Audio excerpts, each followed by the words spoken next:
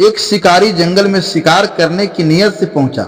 उसने अपने तीर पर खतरनाक जहर लगाया और एक शिकार को निशाना बनाकर तीर छोड़ दिया, लेकिन तीर निशाने से चूक गया और जाकर एक विशाल हरे भरे पेड़ के तने में धंस गया।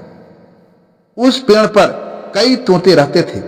धीरे धीरे जहरीले तीर के कारण से पेड़ सूखने लगा और वहां रहने वाले तोते एक एक करके उस पेड़ को छोड़कर जाने लगे।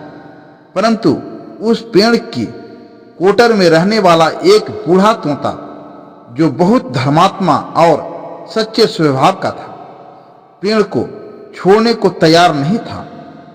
वह रोज दाना लेकर आता और पेड़ पर ही लौटकर बैठता।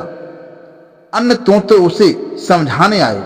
उन्होंने कहा, यह पेड़ अब सूख चुका है, यह किसी भी दिन गिर सकता है।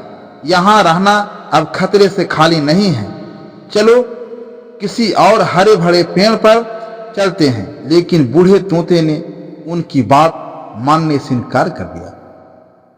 उसने कहा, यह पेड़ मेरे लिए सिर्फ एक ठिकाना नहीं है, यह मेरा घर है। इस पेड़ ने मुझे जीवन दिया है, हर मुश्किल घड़ी में मेरी रक्षा की है। अब जब यह कमजोर हो गया है तो इसे छोड़कर जाना मेरे लिए संभव नहीं है। इस बात की चर्चा देवराज इंद्र तक पहुंची। उन्होंने बूढ़े तोते से मिलने की का निश्चय किया।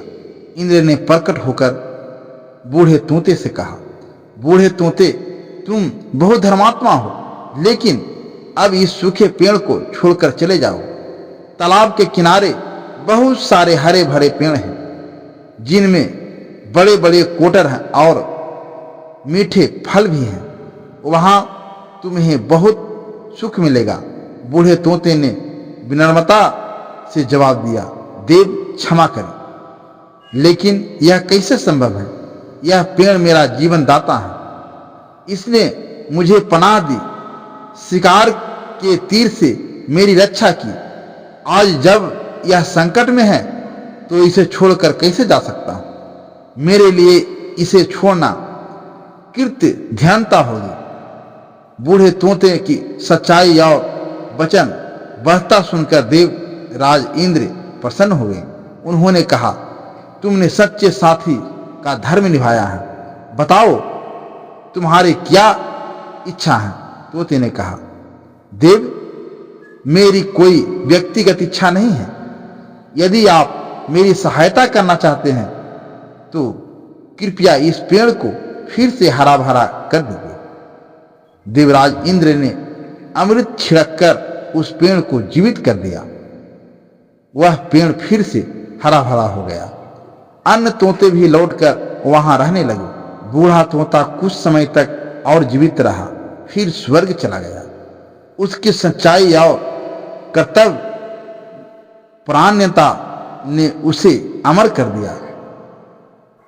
शिक्षा, इस कहानी से हमें यह सीख मिलती है कि सच्चा साथी वही होता है जो सुख दुख में हमेशा साथ खड़ा रहे। मुश्किल समय में साथ छोड़ देना सच्चे रिश्ते का अपमान है। जीवन में अपने कर्तव्य और रिश्तों के प्रति वफादार रहना ही सबसे बड़ा धर्म है। दोस्तों, यह कहानी आपको अच्छा लगा हो तो इस कहानी के अपने दोस्तों और परिवारों के साथ शेयर जरूर करें और इसी तरह की नई नई कहानी और सुनने के लिए हमारे चैनल पर नए हैं तो हमारे चैनल को सब्सक्राइब जरूर करें। धन्यवाद।